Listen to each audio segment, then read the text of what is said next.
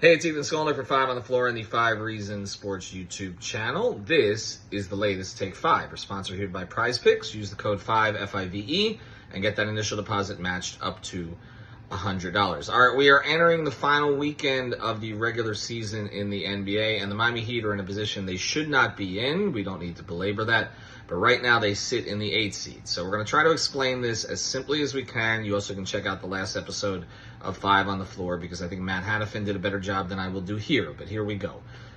If the Heat lose on Sunday to Toronto, they're the 8th seed. No way around that. Currently, they're a game behind the teams that are in 6 and 7, so they will be the 8th seed, which means that they will be going somewhere else for a play-in game, likely Philadelphia, could be Indianapolis, could be Orlando, but again, they would be the 8th seed, and that game would be either Tuesday or Wednesday. If it's Philadelphia, it will be on Wednesday because the Flyers have the arena in Philly on Tuesday. So that's the simplest one, but the worst one.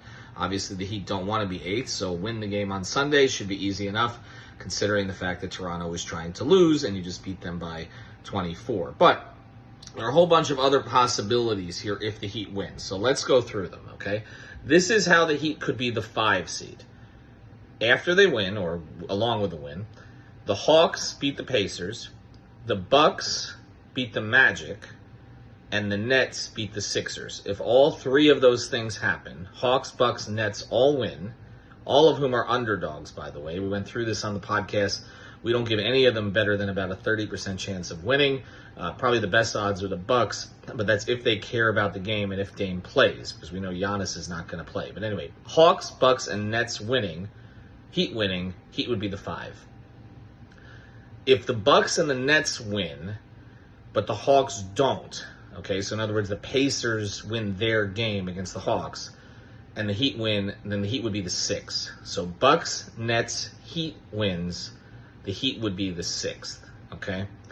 Anything other than that, the Heat will be the 7 or will be, again, the 8, okay? So this is what to monitor going forward. And again, if they are in the play-in, their opponent could be any of 3 different teams. So we don't know that for sure at this point. Depends on how some of this other stuff plays out. And, of course, if the Heat end up winning a play-in game, okay, whether they're on home floor or on the road, and they're the 7, they could play any of a couple of different teams at the 2 because, in the 2-7 matchup, because that could still be the Knicks, it could still be the Cavs, and it could still be the Bucks. So a lot of different options here coming into the last day of the regular season. We'll have full coverage. Alex Toledo and I will be at the game on Sunday, and of course there will be a podcast hosted by Greg Sylvander after that. But again, the Heat could be the 5, they could be the 6, they could be the 7, they could be the 8. Just think back to those losses to teams like Memphis and Washington, and you know what? Don't make yourself sick, okay? Have a good day, everybody.